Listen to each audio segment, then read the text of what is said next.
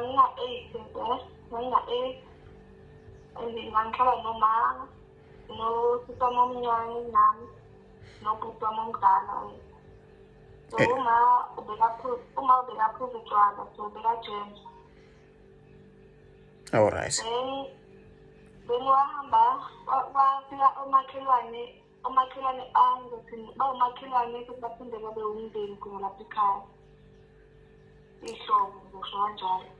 Then babehamba kufike ikhazini yami yakhona khona lapho kulowo mndeni loyo ngisho ukuthi ihlobo. Uthi kuthiwa mabebe bezosilalisa. Okay.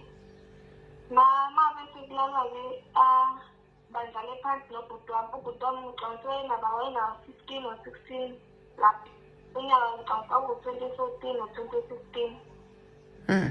Okay. Bandlale phansi bona ubhuti wami nale ekhazini bandlale phansi balale khona phansi. Then mina nosisi wami omncane silale embhedeni. Shuthi nje ubuthongo bangingafiki kimi nabo. So ngalo ngahle ngaqoshwa nje khona ngilele lapha embhedeni. Then ngeza ukhona nje ukukhusha okukhona endlini ngaphethelezise ngilele. Ngamuzwa-ke egibele embhedeni nale ikhazini yami le ngayizwa igibele embhedeni ihlehlise usisi wami. Ngathuka nje yabo ngaphethelezise ngilele khona lapho. Okay. Makangena phakathi kwethu angivala umlomo. Ngazi uma etshela ukuthi mhlawumbe ngilele noma uzakalani ukuthi shuthi uma ngibuka ngingabambi umsindo nakancane. Then ngathula khona kanjalo ngaphethelezise ngilele. Ngimuzwe wangikhumula nje yabo wangikhumula. Ngathuka ngaba nomlomo ngablockeka nje. Ngibeleni kwakho umlomo bese evalile abantu bakhe bayefuna ukuyenza. Okay. Ngabe ngikhala lapho umlomo obusuku. Kwayinto engayizakhe yabo. Ngabe into engayinazi. All right, ngifuna ukuthola la ukuthi ngesikhathi ekuvala umlomo mhlambe wawukade uzama yini ukulwa o mhlambe okumemeza ngaleso sikhathi. Abo ngalesi engivala umlomo ngazama ukuthi because ngiyabona khona into ebuhlungu la kimi. Wangivala amakhala kanti khona sengivala amakhala usenza lento ayenzayo ke lento la usambala. Okay, lokho kwayinto engayinazi nje. Kwaphinda ngoba 2020 or 2021 ngisakhumbula kahle. All right, mangabe seqedile wenze njani mhlawumbe uya memeza ukuthi nangu ubani wenza ukuthi o mhlawumbe ngakhala nje lapha embhedeni ngavuka ngathatha ithawula kwangcolile ngathawula ngabeka lapha phezu kombhede. Bese ngavuka ngawasha because angibange ngisalala ngavuka ngawasha zona lezo zinto lezo. Umama mekabuza wathetha ngaqamba ngichamile because angazi ukuthi kwenzala nangathi ukuthi ngenza kanjani. So ngawasha lapho wangithethisa. ngaleso sikhathi uneminyaka emingaki? Ngaleso sikhathi wakade uneminyaka emingaki? Ngina-8. All right. Ngawasha-ke wathetha-ke ngahamba ngayoyishayela nje ngedwa ngasuke enganeni. Ngangabe ngisahlala nje lapho.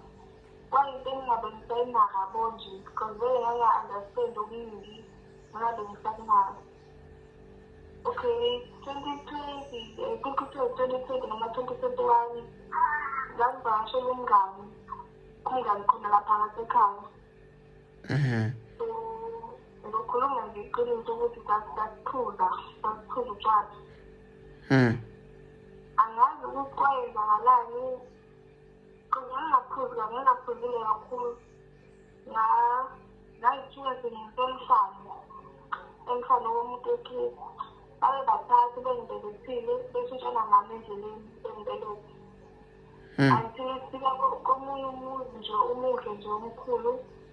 And uma ngikhumbula bangena ku-3 room ngaphandle noma u-3 ngilayidli noma u-2 room kodwa nje ngingayikhomba nje ngisho ukuyikhomba then bangikhumula indlela engangiyo ngangiyi-weak kakhulu ngangibona lokhu kwenzekela kodwa ngangingenawo amandla ngangiyi-weak nje kakhulu then bangilala ngobathathu bashintshana ngami ngobathathu bangilala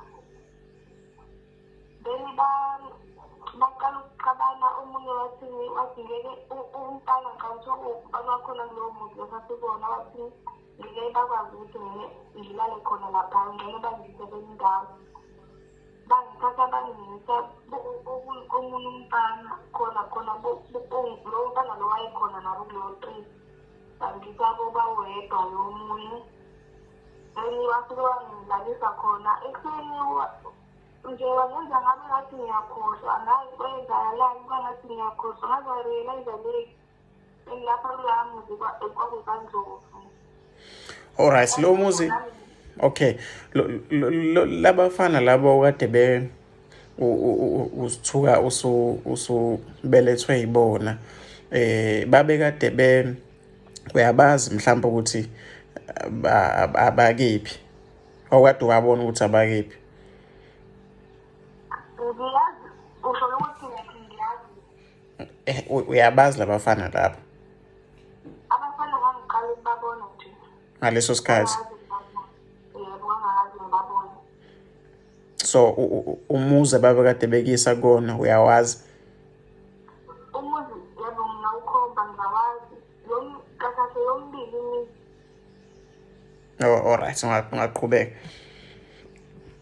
Kahle kwaba yilokho so angisini ngize ngifundele ngakho esikoleni nje kahle ukuthi umuntu wesifazane amaye wenza kanje usuke edlungula aqala lapho kulento le yaqala yabuya ngaye emaphoyiseni mangena emaphoyiseni amaphoyisa afuna ukufakaza nofakazi ngangenabo ama-social worker alebele sezangenza i-counseling abonje bangabe kuyinto elungayo angazi ngastophaza nasesikoleni akusafundeki ngathola nomntwana sonje into yami ihlangahlangene ngingasithi ukuthi ngathola nje ukushintsha okuncane empilweni yami so lento mangabe yenzeka kuwena manje isiyabuya ngoba esikoleni ufundile ngayo ukuthi kuyinto enjani mhlambe kwakuyi-rape ngendlela wakade kwenzeka ngayo kuwena yebo cause ijam ayingivumeli ukuthi nje ngizothini engakufaka ekhanda ukuthi umuntu wesilisa makamamdala nami kuthiwe kuyi-rape leyo ikhazini yami eyindala kahlathi ukuthi umuntu ayithinte nje ngaphandle kwenza umoya yakho lokho kuyi-rape ikona engakutholi esikoleni ukuthi kuyi-rape and umuntu usuke ekuhlungile and lapho nje alright kwenzakalani ufuna sikhulumele kakhazini wakho ngoba umuntu oyisihlobo sakho so mhlambe mangabe sekwenzekile ayikho indlela mhlawumbe owayenza ukuthi utshele mhlawumbe uma wakho ukuthi ukhazini wakho wenzeni or mhlawumbe ukhulume naye nje straight umtshele ukuthi wenzeni kukhona la engalo kunja khona ngahamba khona nomngani wami nje wangasekhaya khona lapha ngasekhaya I think ngasengafourteen la sengiqala nje ukuhlupha ngazi ngizofaka i-ayidoni noma ngizofaka uyini nje sengiqala ukuhlupha ngahamba ngalala ngingabe ngingabuya ekhaya then uma ngibuya ekhaya kumele ngesikoleni uma ngibuya ekhaya uma wathi ubhuti wami ukuthi makangishaye ukuthi angilalanga ekhaya ngikhuluma iqiniso ukuthi ngilalile wagcina sengibuza kuma ukuthi ngiqale nini ukulala wangibuza nje imibuzo engizala bengabuza ngamtshela ukuthi ngabhekwa likhaya ngibhekwa ubambani wathi mina nginamanga basho njalo benobhuti wami bathi nginamanga mina ngifuna ukuqhatha umndeni bona ngibange ngisafona ngisithathe ukuthi ngiphinde ngixoxele ngokunye okudlala empilweni yami so njengamanje kulesimo obhekane naso yikuphi mhlawumbe uthi uyakudinga kakhulu noma ofisa ukuthi abantu bekusize ngakho mhlawumbe abantu abazolalela lesi story noma balalele njengamanje lesi story ofisa ukuthi bekusize ngakho njengamanje lophu usizo olukhulu oludingayo kubantu mhlawumbe abangakwazi ukuthi bekusize abalalela lesi story njengamanje. Usizo ngempilo okay noma ngeke ngikwazi ukuthi ngikhohlwe nawe yonke lento engizizwe kodwa ngiyafisa nami ukuthola ngiyafisa nami ukuthola ukuhleka ngiyafisa nami ukuthi ngiyafisa ukuthola ulungiswa kahle kahle. Ngiphinde futhi ngikwazi ukuthi ngisemncane ingane na-16 nangisazehlanganisa u-17 ngoNovemba. Ngiyafisa futhi ngiphinde ngibuyele esikoleni uma ngabe kukhona indlela engingasizakala ngayo njengokuthi ngibuyele esikoleni nje lokho kuphela. So uma ngabe uthi ufuna ukulungiswa mhlawumbe ufisa ukubona umzala wakho eboshwa kulokho akakwenza kuwena. Yebo ngifisa ukubona beboshwa nje bebawu-4. Uyabazi njengamanje ukuthi bakephi? Ukhazini wami ubekakhona ngoDisemba uyafika nje ngoDisemba futhi usebenza eThekwini. Laba abanye baseMaritzburg. Laba abanye bahlala khona la eMaritzburg. So mangabe uthi ufisa ukuthi ubuyele esikoleni kwenzakalani ngesikole because enkulumeni yethu angikhumbula ukukhuluma ngesikole. Uphume kanjani esikoleni? Esikoleni ngikhuluma ngeqiniso ukuthi ngidibana nabangani nje ngokuthi ekhaya bekuthi njalo uma ngibuya kahle izinto ebengiyidinga esikoleni bengazitholi ekhaya nje bengayenzela zonke izinto engiyidingayo like njengengane yesikole ukuthi mhlawumbe ngidinga iy'cathulo ezintsha mhlawumbe ngidinga iy'nifomu ey'ntsha kanje. So ngabona singasekho isikhathi khona bese ngibuka singazingane esikoleni kanjalo ingabe sezingihleka. Okay ngaze ngathola vele ukuthi okay shuthi vele sengiyithi ngayeka esikoleni. Alright, so into yakwenza ukuthi uyeke esikoleni ukuthi wakade wenza ugrade bani? Grade 10.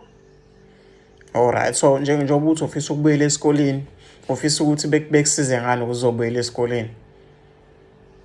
Kungaba yiyunifomu mhlawumbe i-stationery kungabe iyunifomu nje kuphela. Iyunifomu kuphela engakusiza ukuthi ubuyele esikoleni? Alright, kulokho kwe-uniform ngizokwazi ukuthi ngikusize ngaphandle kokuthi ngize ngicela abanye abantu bekusize. Alright, siyabonga kakhulu isikhathi sakho. Soloke sixhumane nje. Okay. Yeah.